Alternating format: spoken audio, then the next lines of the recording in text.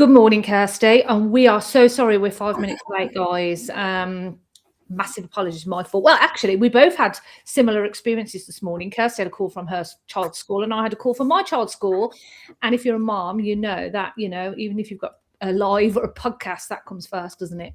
I actually said to the receptionist, I'm so sorry, but I've got a podcast at 10 o'clock. Oh, did you? Oh, what can you do? Well, exactly, yeah.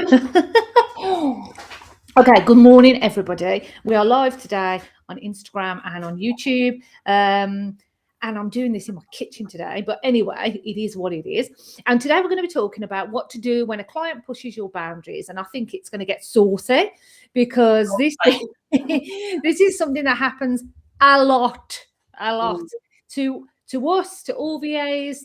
So as always, we're going to get really, honest about that and what you can do about it, because it's not easy for everybody to push back, is it? No, it's not. And I think, it's about establishing those boundaries early on. In fact, I had a conversation with one of my clients the other day, and she said to me, she's doing this thing at the moment. And I said, well, why don't I do some follow-up phone calls for you? That would be beneficial to you. And she said to me, are you sure you've got time to do that? She said, because you are very much a yes person. Oh, which is fine. We've got a lovely relationship. She's lush to work with. She takes my ideas on board and stuff. But as solo VAs, more so over, is we are very much yes people because we want to keep our clients, don't we? Yeah. However, that can then kick us in the arse further down the line, because once you've given that, when you've overstepped that line, if you like, for want of a better word, it's very difficult to go backwards then, isn't it? Yeah, it really is. And I think that's why you've just said, you have to have your boundaries set out in the beginning. It's not easy sometimes to say those things out loud to a client, especially in the early days, but you can bury it in your client contract, in emails and things like that, and making sure they sign them. I think one of the things that happened to us, so we've always had client agreements. We've always had a section in there called boundary times. And this was really to protect our VAs, because we're an agency and our VAs are associates. They're not employed by me. I can't dictate their hours to them. It's up to them when they want to work. But I did want to enforce some sort of a boundary restriction, so that if they did feel uncomfortable, they could just use me as an excuse and use that agreement. So we've always had in there that you have to give at least 24 hours notice, and that you have to, if you're going to give work on a Friday at 4, don't expect it back until, Monday, Tuesday next week. And then if a VA was ever uncomfortable, they could say, oh, well, I can't because this is what's in your agreement. But I think you do have to get comfortable having those conversations. So for me, it's what we eventually introduced, because of these issues, was that clients also had to sign their proposal and their proposal form, because your client agreement's generic, isn't it? It's for every client. Yeah. So you don't want to go around editing that every single time. So what we introduced was, well, okay, your proposal is unique to you. It's what we've talked about and what we've discussed is going to happen. And you know what? That saved us so many times since we brought that in, because the reason we brought that in is we did get clients that would say, it was like we'd spoken to a different person.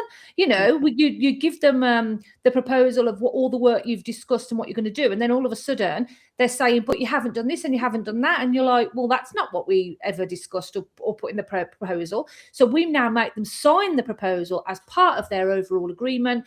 And then we can go back to it and say, well, look, this is what we discussed in the original proposal, and this is what I expected I'd be doing for you. Exactly. And I think also it protects, certain VAs. For example, if I use a Simply Admin VA, it protects them as well, that proposal, because the scope of work is detailed, to the absolute T in that proposal. And it just protects the VA, because if the client then says, I'm on a Simply Admin package, but actually, can you build me a new website?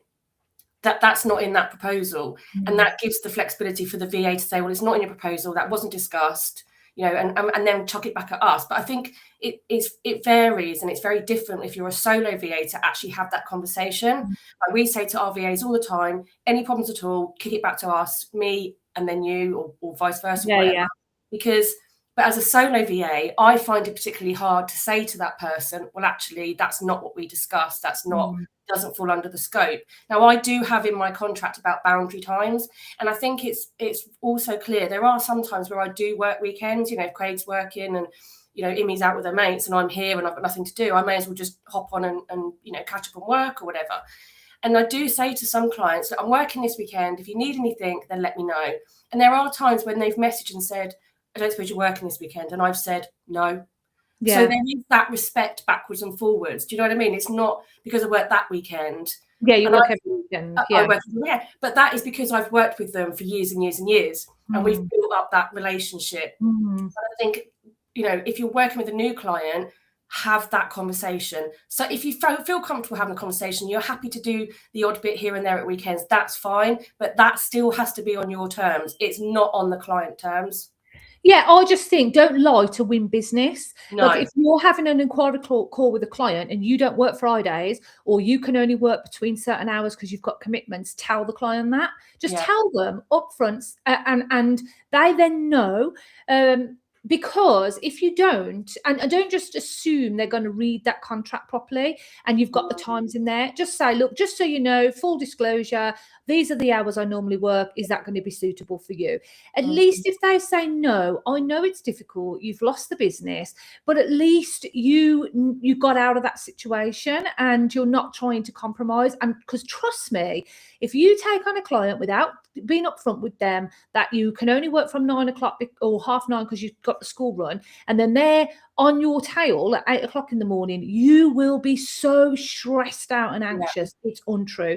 So I don't think that's a confrontational thing just to have that full disclosure. These are the hours I normally work. Is that going to be suitable? You might as well know up front whether or not that relationship's going to work. Yeah. And I think also that's a good opportunity as well, because if that client is expecting you to be responsive at 8 o'clock in the morning and 10 o'clock at night, Sunday afternoon or whatever, that's not the right client for you. Even if you have discussed those boundaries and they are still messaging you. We worked with a client before where, bless her, the VA ended up having to not look at any of her WhatsApp messages. So she had private group chats on there for her children and things like that. And she ended up having not to look at her WhatsApp at all at weekends, because if she mistakenly looked at the message from the client, that client would then be phoning her, constantly messaging her, why have not got back to me? Again, this is why we always suggest to people, have a work mobile, have it completely separate. Yeah. But if that client is constantly chasing you and stressing you out, that client is not for you. Like, their expectations for you to be on call 24/7 that is an absolute red flag, in my opinion. I would not choose to work with that person. Nor me. And I think noticing red flags is important. I think every morning, start your day with a little mantra. I am the CEO of my own life and my own business. And remember, you're not their employee. Just because you're an assistant and that you kind of feel like they're above you because they're telling you what to do and delegating to you, you are your own boss. And if you remind yourself of that every day, that means you get to pick, you get to choose the rules. And so you should not be dictated to by anyone. So I do think early doors, you have your contract, you tell people on inquiry calls, these are the hours that I work, and then you just lay that out. Look, don't mind WhatsApp messages.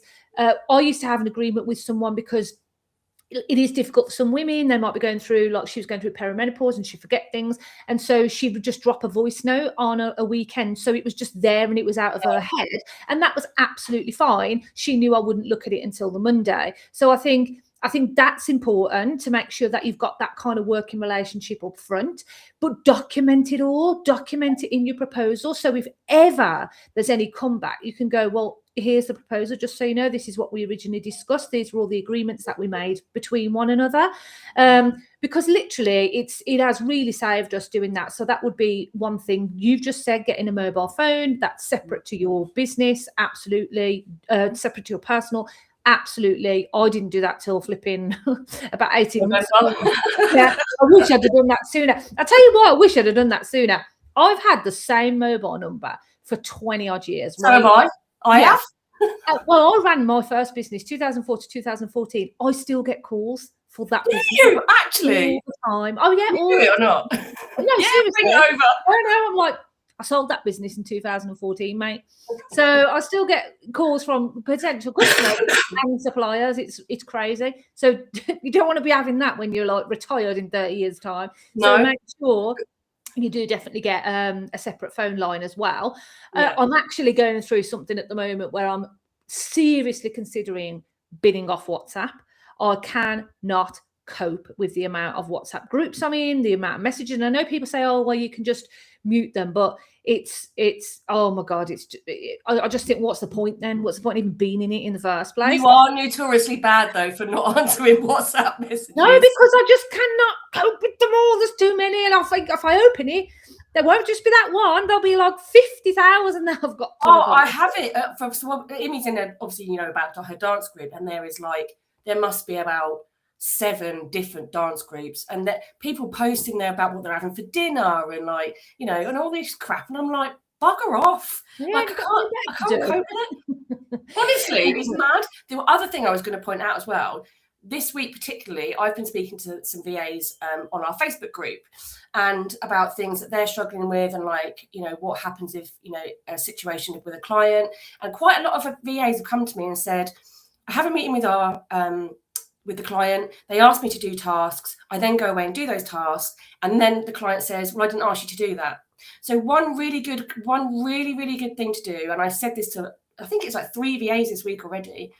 Whenever you've had a meeting with a client, always follow up with an email following our conversation. It doesn't have to be a massively long email, just bullet points. You've asked me to do A, B, C, D, and E. These will be completed on the deadlines we agreed. And then when that client comes to you and says, well, I didn't ask you to do that, you've been proactive and done that email. So you've got something to go back on. Because very often clients will say, I can't remember what we talked about, or I can't, and whatever. So just be proactive and just do that. A couple of minutes, that's all it takes, just so you've got something to refer back to. I think that's really, really good advice, and definitely do that, because again, it's documented and there can't be any denial from it. I've had that loads of times. It's really frustrating, and then you've got to go through a million emails to find the bloody email. So also have a folder that you put all of your I've got all different folders for all my clients, and then all those emails go in there, because I've got a project on that I'm doing for a client at the moment, and it's, oh my God, there's not just stick to one email chain, and there's so many emails. What is that about? Why I'm like, I can't remember what I'm doing anymore. So I'll tell you for now, right? I worked with this client, and I shit you not, it was so stressful, and I literally lasted 1 month with her because she did my absolute Sweden, right? So we'd have a Monday morning meeting, which was fine. Did again, followed up. This is what we discussed. This is what I'm going to do. 20 minutes later, WhatsApp message, voice note, text message, email from this, email from that. And I'm like, all of your time is spent for me reading, replying, filing all of these messages, what we've already had a meeting about. Like, you have to agree one chain of communication and then stick to that. If they start emailing you and calling you and all that, no, this is what we agreed. This is how I'm going to do it. This is how we communicate, and stick to it. It's really hard to do, but you have to say, because you had a client like that, didn't you? Oh yeah, I think that's really good.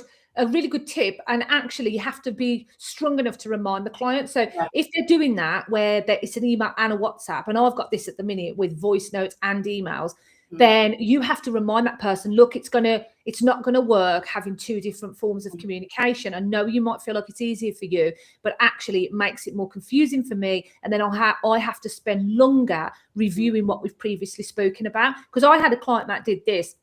She was notoriously terrible for WhatsApp, then loads of emails, then would send me a crap ton of freaking prompting shit she'd done in AI and send me that too. And I was like, what? It didn't even relate to anything. And then we ended up falling out, and she left because she thought I wasn't doing what I should be doing, because one thing was said in WhatsApp, one thing was said in email. I had no clue what I was even doing anymore. So I do think, yes, have your preferred method of communication, and say to the client, listen, what I will say to you now is, you've told me it's email or you've told me it's WhatsApp. Please do not try and confuse it by using both. It doesn't work, in my opinion. And have that upfront conversation. So I want to talk about red flags, because there are red flags to look out for.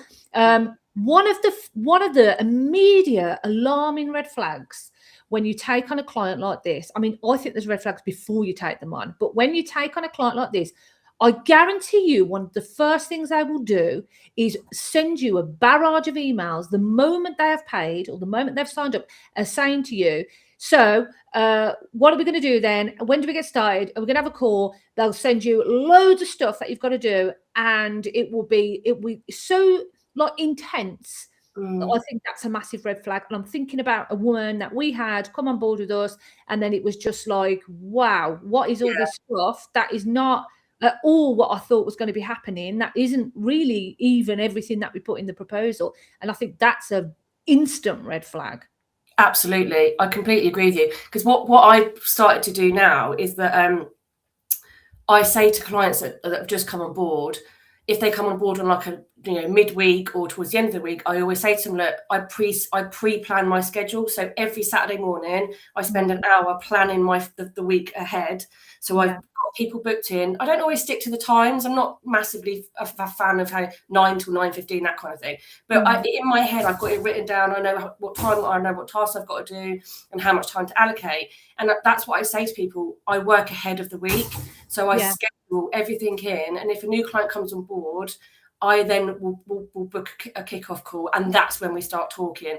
And if they start to email and send over ideas, whatnot, I simply reply and say, let's add this to our agenda for our meeting. And that's literally it. Because otherwise, if you start going on with these clients who are massive red flags, you're then coming away from your current clients. Yes. You're then forsaking their time and your plan, which adds to your stress, all for the sake of this new client that from the start is going to be a right pain in the arsehole. Yeah, 100%. Yeah, definitely. And you're right. You are suddenly anxious, stressed, taking time away from other clients. I think that is another red flag when they are expecting you constantly to be at their beck and call, to reply instantly, which is one of the reasons I'm a massive advocate for actually allocating certain days and times to your client if you can.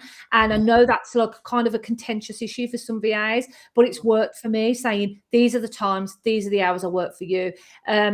I do think that protects you a little bit more because you've told them. And so because this is the problem you get. Let's say you've got a calendar that's only you can see. It's not shared with anyone. It's just yours, but you block out 9 to 10 for Joe, 10 till 11 for Daisy, 11 to 12 for Mary. You haven't heard of Joe, and 9 to 10 has gone. So you haven't heard of Joe. You've been waiting for some stuff to come back. Well, you've had to move on to the rest of your day. And then Joe decides he wants a call with you, or he's ringing the phone without any book. He hasn't booked it in, or he sends you a load of stuff over. Your time has already gone for that person. It doesn't matter that he doesn't know that that's what you did in your diary. That time has gone. How do you find that time back? Because you can't, if your whole day is scheduled out like that, you would have to compromise something. You'd have to move another client or not do another client's work to fit that client back in. So I would say have dedicated times for your clients and tell them that that's their times. Yeah. See, it's slightly different for me because I've got quite a few ad hoc clients. So they're not necessarily, there's things that happen on a day that they need sorting on a day. So that's why I have to be more flexible in terms of when I work for specific clients. And there are some times where I'll do, in fact, there is at the end of the day, I do 2 hours a day, 5 days a week for this client, and they are normally 4 till 6 at the end of the day. But that is the only one, because if I'm working on something and my ad hoc client says, I need this ordering doing, or I need this looking at, blah, blah, blah, I then have to then swap it out. But that's just how it works for me. That's how I fit it in. If it works for you, that's fine. But I still feel like, because I still block out time in my diary for coaching calls, and that doesn't necessarily mean I'll have a coaching call, but it will be there in my diary just in case somebody needs to book it. I can do other work, but you could have ad hoc times in your diary, and you could say something like, just so you know, I always work for my ad hoc clients 4 till 5, Monday, Tuesday, Wednesday, Thursday, Friday. And then you could always have that blocked out, because otherwise you're kind of like keeping that time available for people, even though they're not sending you any work. Other red flags, I think it is those people that are being like quite demanding, rude. Why haven't you done this yet? That's not what we agreed. Quite abrupt. Clients clients like that, you know, they're just going to be a problem further on down the line. You will get the blame for everything. They will make you feel like you are to blame for absolutely everything. What other red flags do you think? I do hate clients that just phone you without any. You don't know it's coming, that phone call. I do kind of hate that. I must admit. It is, yeah. I mean, it is. You're right, and I think, you know, there has been times, and I've turned clients down because I've had an initial call with them. And do you remember we had that before? Do you remember that awful woman? And okay, I'm always very relaxed. Like I'm not dead salesy. I want them to feel relaxed and be able to talk to me and trust me with what they're struggling with. I'm a very chilled person anyway. And I joined this call with this client, and she was absolutely vile. She was vile. And I knew straight away she was coming to work with the VA in the agency. And I said, I came off the call and I went, we are not working with her because she was so rude. And I want this doing by this time. And I kept explaining to her, unfortunately, some of our VAs don't work like that. Some of them don't work certain days, and they work between like 2 and 10 and 4 or whatever. And she was like, well, that just doesn't work for me. And I said, oh, well, that doesn't work for us. And she couldn't believe that I was being so non-flexible for her. And I think we are a really flexible agency for our clients. We offer so much support. And, and I literally, I said to you, I don't care, we're not working with her. She was horrible. Yeah. So I think that initial call is where you're going to suss out whether that person is right for you. Yeah, and in that case, this client wanted something like a ridiculous amount of hours. Was it like, so I don't know, it would have been 20 hours a month, but wanted full-time work. And so the answer was, you'll have to take on someone full-time for that. And that's it. Yeah. I think the problem is a lot of VAs starting out, they're so desperate for the work that they say yes to the wrong people, even when their instincts are kicking in. And it's an awful thing to do to yourself. It will knock your confidence.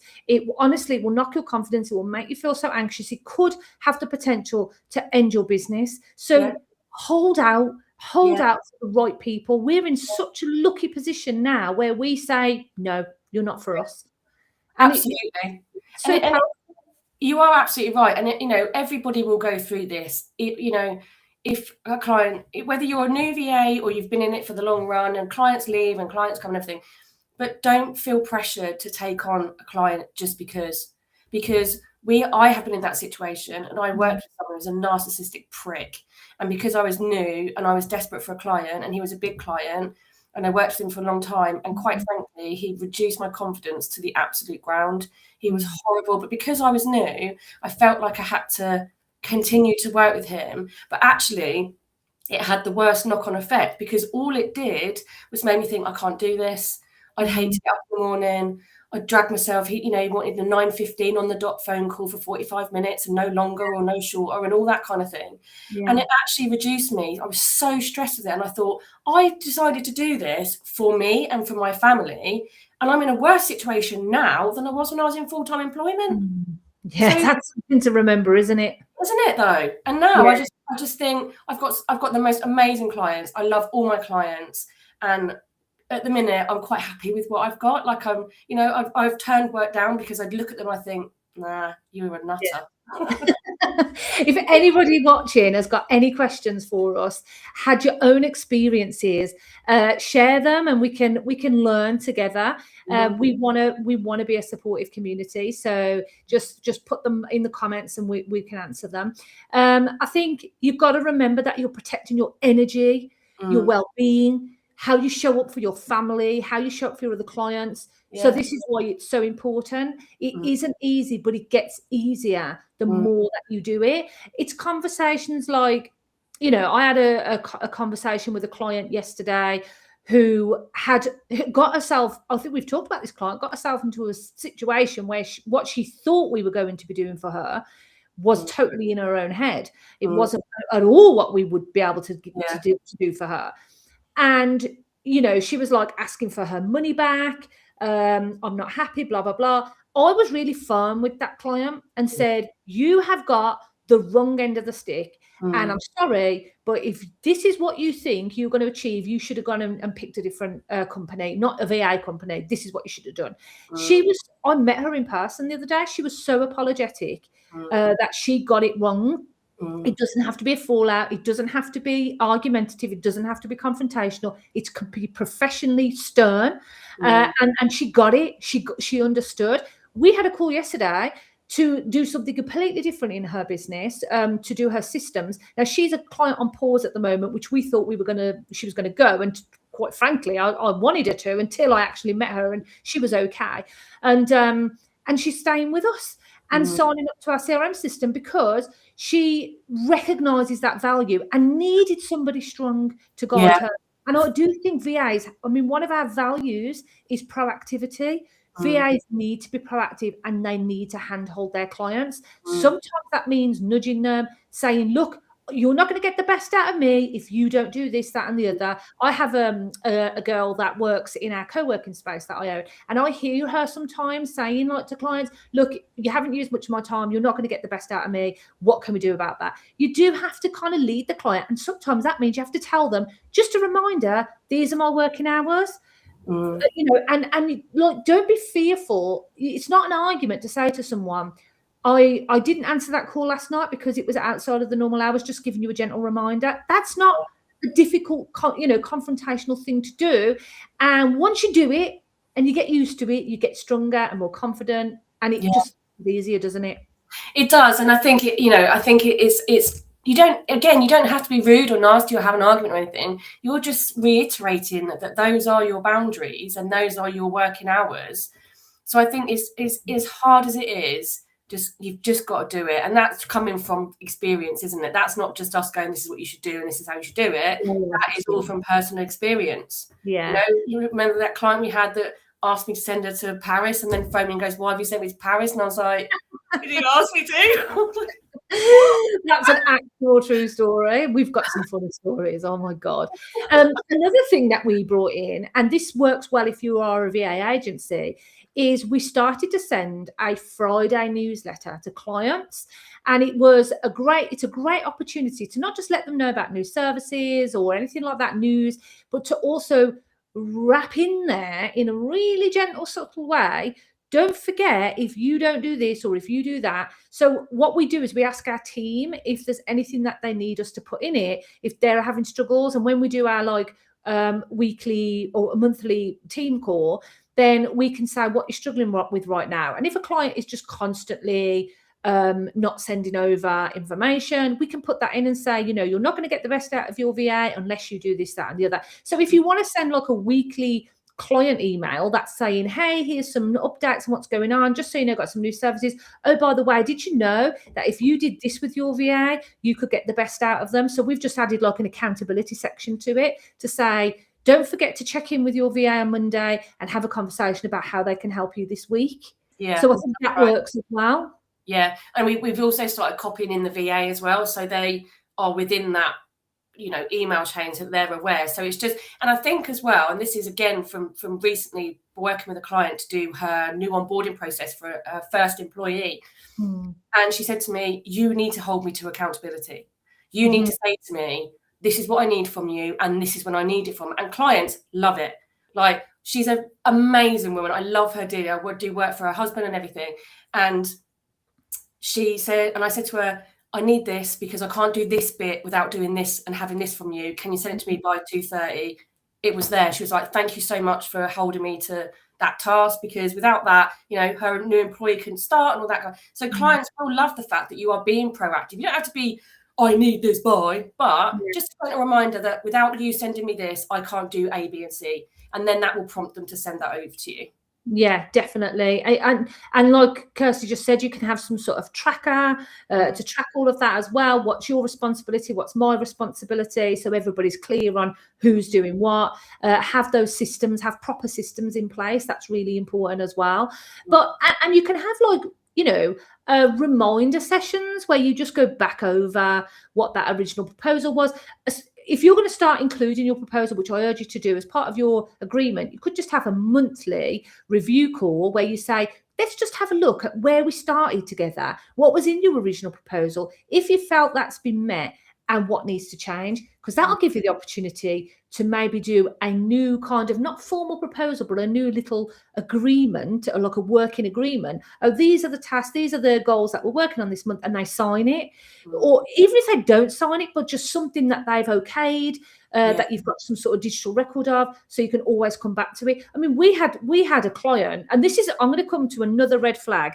If you're working with multiple people in the same business, because that can be a disaster. You make sure you are communicating everything to all of them, and that they are seeing everything the other person is saying. Because we had two women come to us that wanted the CRM setup, website creation, and then it was like, yeah, but you said you was going to do all of these workflows for us and all of this stuff. No, we didn't. No, we didn't. We never said that whatsoever at all.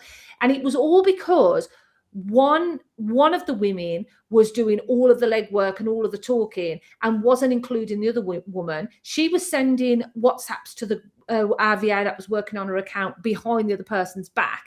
And then the person having to go was like, didn't know this was going on over here. So don't do that. Make sure you say, I'm sorry, but everything has to be transparent. If I'm working with business partners, everybody needs to be included in those conversations. What do you think about that? Absolutely. So, I mean, for me, whenever I have multiple clients from the same business, I just generate a group WhatsApp chat. So, for example, I've got one at the moment where I've got one of my clients, and I now added his accountant in, because a lot of the things that I do will have a knock-on effect what the accountant does. So for full transparency, rather than having two separate WhatsApps or, whatever, everyone can read the messages, everyone can comment, we're all on the same page, we all know what's going on. And that, for me, is the best advice I would give. If you're working with multiple people in the same business, have the same channel where everybody can view those, whether it's Slack, WhatsApp, however you want to do it, you're all on the same group, so everyone can see what's going on. One of the things I do with one of my clients is, just, on the task part, is we have a Trello board. Now, where I have a list and she has a list, and we pass backwards and forwards the cards. And what we've started to do now is we have a 30-minute weekly call. We go through the Trello tasks. We both talk about it. We both know where we stand. That's 30 minutes out of the week. And I can go away then for the rest of that following week, and I know what I'm doing. She knows what she's got to do. So for that 30 minutes, you've established that work that's going to be done. Yeah. I like that. That's a good process to have. And Trello is just simple, isn't it? We have had clients that, I think another red flag, but probably to get yourself out of this situation before it happens, are clients that are non-responsive. It might feel good initially that, well, I'm still getting the money, but actually over time you become more anxious because you're aware that that client is going to leave you at some point because they're not doing anything with you.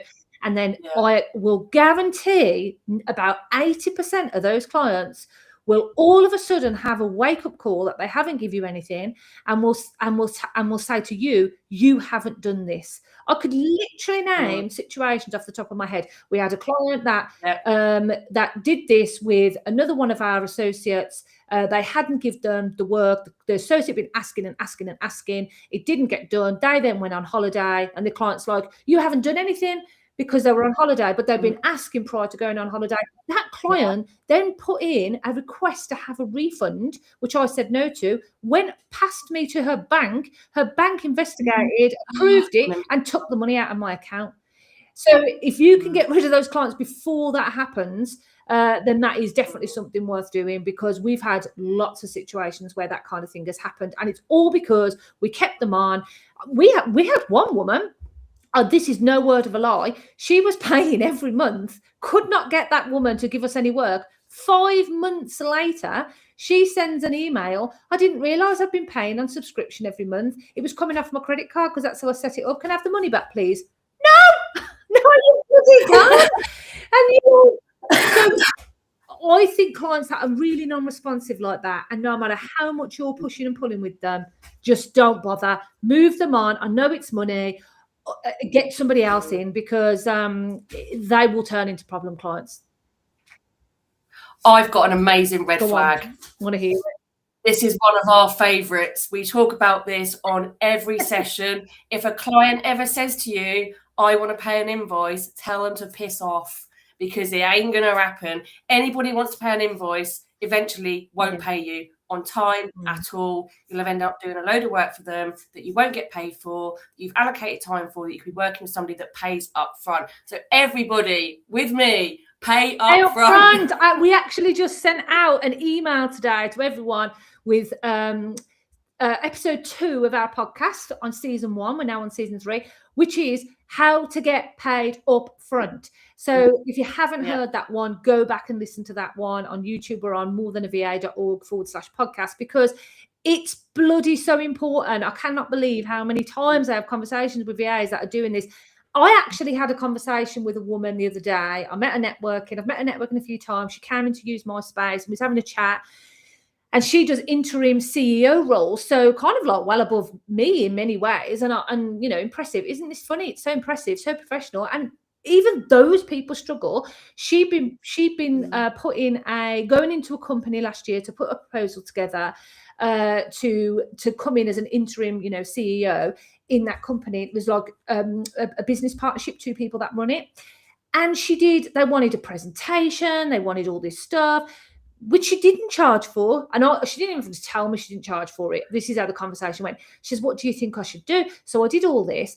And then they said no at the time. They've now come back. He said, look, we've just got to get on with it. We've just got to get it sorted. He isn't including the woman, the business partner. Now, this woman, I'm talking about female here, in emails to the woman I'm talking about, the CEO, he's saying, don't bother including so-and-so, which is his business partner, who's also female. She gets like this, she's this, that, and the other. And then she said to him, well, I need at least 2 and 3 days a week to make it work. And he's gone, now you only need to come in for 1.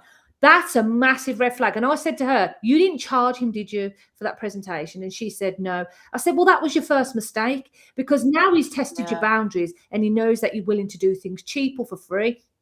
And the fact that he's talking about a female colleague in that way, I would not want to work with that man. And I said to him, if you are sure you want to work for him, you say to him, sorry, it's a minimum of this many days or not. Because the minute you say yes to someone like that, oh my God, you open yourself up to so many problems. Yeah, you do. And it's quite interesting, isn't it, as well, because he obviously thought that he could, because she was female, that he could, and predominantly VAs are female, aren't they? And I think, you know, I think most of my clients are female, apart from one or two. And I think men generally think that we are just there because, like, do you know what I mean? It's sort of like, this is, and people do forget, these are your businesses. This is your business. You are the CEO of your business. Whether you're a solo VA or an agency, you are the CEO of your business. And I had a client once, well, this is another red flag. She'd run out of time. And I said to her, you've run out of time. It resets. And I think it reset on like the 19th of the month. And we were like nowhere near that whatsoever. And she said to me, can you take the time from next month and use it now? And I said to her, well, no, because you haven't paid yet. Well, I will pay. But that's like me going to Tesco's, doing a month and a half's worth of shop and saying, I'll be in next month to pay for the other half. All right. And then going, okay, then. And she couldn't understand from my side why I wasn't facilitating that option for her. Never, ever work for free. We've all done it. We'll probably all do it once or twice again in the future. But that free time you're giving away is time that you could work with a paid client. And not just that, but you don't give any incentive for those clients to then upgrade their packages. So the whole point of saying, sorry, your time's reset, going to reset next month on, you know, this is how we do it. So let's say a client signs up today, it's the 30th. Their time will reset on the 30th of next month. If they'd have signed up on the 2nd, it would reset on the 2nd of next month. If their time runs out, so they're on a 10-hour package and that runs out before they reset, we the only time we will allow them to bring it forward is if it's something like 5 days before or 4 days before, and then we'll bring the date forward because we're getting the money earlier ourselves. However, if it's any more than that, the answer is no, because what we are saying to them is, you're obviously using this time, you need to add on more time. And the only way you're going to get them to add on more time is if you demonstrate to them that they are constantly running out of time, they need to top up. And And that's what you're a business owner, or you're not running a business if you're giving away your time for free. And if you're willing to pull that time forward to, weeks in advance, or you're willing to take time out of next month's, you're a shit business owner, frankly. The thing of it is as well, I think, is that what you could do, which I've just thought of, is you could say to the client on your initial call, if I do run out of time in the first quarter, I'll bring the payment forward 5 days before it's due. After that, any time that runs out, you either need to upgrade or wait until that your time resets, because then you've got that agreement, haven't you? Because it's often quite hard as well. I've got a couple that I've said to them, look, your time's run out. Like, what do you want to do? You can either top up by pay as you go or wait, or you can upgrade your hours. And invariably they'll go, I'll wait. And again, it happens another month. And we've been going on month and month and month like this. And in the end, I said to him, you are going to have to upgrade. I can't keep on saying to you, run out of time. And in the end, he went, you're right, let's just upgrade. You have to, because if you keep doing top-up hours, you've got to find those hours from somewhere. Exactly. Yeah, exactly. And it's really, and something else is really funny, right? Because he's lovely, don't get me wrong, but he's kind of like stuck in his way world. And he said to me the other day, well, can you just quickly do this for me? And I said to him, because he was on pause, so he was on pause, and he said, could you do this for me? And then later on in January, I'll hopefully be able to pay. And I said to him, I cannot hold my time past January, because I said, I'm holding those 10 hours a month for you and I'm not getting paid for that. Yeah. And he said, and he genuinely said, I realised that you're not filling that time with another client. Where did you think it was coming from? Didn't get it. Didn't understand it. And that's the thing, isn't it? And it's that nervous conversation you feel like you've got to have with somebody. But then when you do say it in the way that they understand it, they go, oh yeah, I didn't realise that. Yeah. And actually they're quite grateful when quite embarrassed when you make it obvious to them. And in that situation, one of the things we don't do now is we've just stopped a number of things. We used to, when we first started, clients could roll over time for 3 months. We don't do that now because we realised you'd have to essentially keep that time available for 3 months. We do it for 1 month. We used to allow clients to start on 5 hours. We've got rid of that. We don't do that anymore. And actually, from the 5th of February, rollover time is ending completely. So we've just tightening those boundaries further and further and further, because now more than ever, and we've been talking about this for weeks now more than ever, clients really want more outcomes and results driven work. So the demand for what you do is going to increase. So somewhere you have to tighten your boundaries even more than you have been in preparation for these changes that are coming. So I would definitely recommend that. Is anybody got any questions before we finish? Please pop them in. Don't be shy. We've all been there. We've all been at the beginning of this journey. We've all been around the block, so to speak. We also are live on Thursdays now on the I Am More Than a VA Facebook page for quick wins, 15 minutes, Thursdays, 12:45 to 1. So come and join that as well if you can. And don't forget that if you're looking for the right systems to scale your business or to manage your business, we have those Growth Essentials, and VIP Access gives you the exact CRM that we've used to build our business. Just head to morethanava.org and you can find out more about that. Next week, we are coming back to talk about, let's have a look. Oh, yes. New skills VAs should learn in 2026. And we have touched on this quite a bit, about AI and things like that. But there's just so much more that you can be doing. I think it's a really exciting time for virtual assistants right now, because there's so much more that we can do. I'm having loads of ideas all the time. I wrote in Central this morning, what can I do this year to get 1 million? And the reply, what I got was like, I could do that. That's not impossible.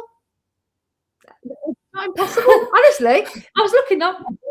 Well, I told you about doing this kind of thing. You're not allowed to do it unless you run past me first. I won't pass you later. I'll share my source secrets with you. So someone has asked, my question has been answered. Thank you so much. Oh, Stephanie, you have to tell us what it was. I'm really curious now. What was that question?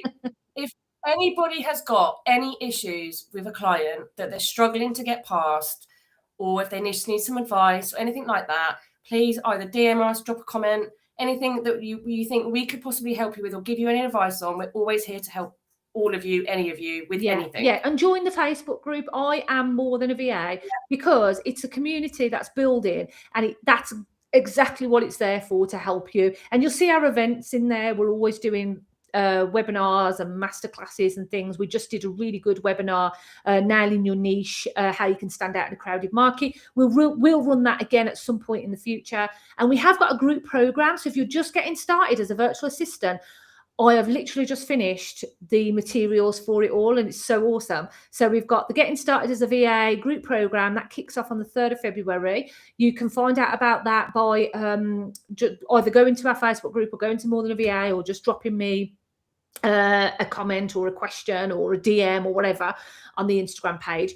And it's really, really intense, because you keep not intense, it's a really good program, because I keep seeing VAs get told how to do things in the wrong bloody order, and there's an actual order to how you do it, and it's not the order you think it would be. You'd naturally think you have to start with like your branding and your website, and that's at the bottom of the list. So I haven't got a website. We talk about this all the time. You don't need a website as a VA. No, you don't. We're going to go through it properly, but also really current, because a lot has changed in the marketing world this year. So that's important. Stephanie's put a client asking me to work off schedule, calling you at midnight while you sit to do some tasks. What? That is crazy. Oh my God. Well, I'm glad that you know now that we have helped you how to handle it. That's ridiculous. Are they in another country or something? That just doesn't seem normal to me. That's crazy. You could easily have a do not disturb and just say to your clients, just so you know, my phone automatically enters do not disturb mode at 5 o'clock every night. Thank you. Or educate your clients, go, what are you ringing me at midnight for? Which is obviously what Stephanie's done. Well done, Stephanie. Well done for you. Yeah, that's really good. Oh my God, that's crazy. I can't believe that somebody does that. Mad. Someone's just joined, but we are finishing now. As I said, we are here every single Friday, 10 a.m. And then this gets repurposed as a podcast, so you can listen to all of our back episodes. Either go to your normal streaming channel, type in the VA Live Lounge. Please subscribe. We're trying really hard to get a VA podcast to the top of our industry charts, or just the top of the charts. I don't think we'll knock the door of a CEO off, but you never know, because people are saying some bad things about Stephen Bartlett at the moment. I'm seeing the tides turning. Oh, really? Yeah, which is kind of sad, because I really like him, but never mind. I really like him as well. But I was just going to say, if anybody wants to come on and be a guest, whether you're just starting out, we'd love to have somebody that comes on the show with a list of things live that we can go, this is how to do it, show you, do it for you, send it to you, whatever. So if anybody wants to be a guest, even if you're way down the way in your VA journey, or you're just starting out, drop us a DM. We've got a waiting list. We've got a form on the morethanava.org/podcast page. There's a form you can fill in so that you can come along and be a guest. And we really do want guests, like Kirsty said. You don't have to be a VA. You can be a VA. You can share your journey. If you're like in a particular niche, that would be really good to hear. We've had guests on before that have talked about their journeys. It could be something completely unrelated. It doesn't have to be about being a VA. Anything that can help other people to relate, really. So yeah, come. We need guests. I mean, who wants to keep listening to us? Apparently everybody. But yeah, thanks so much for joining. We'll see you next week so that we can talk to you about the new skills that you should learn.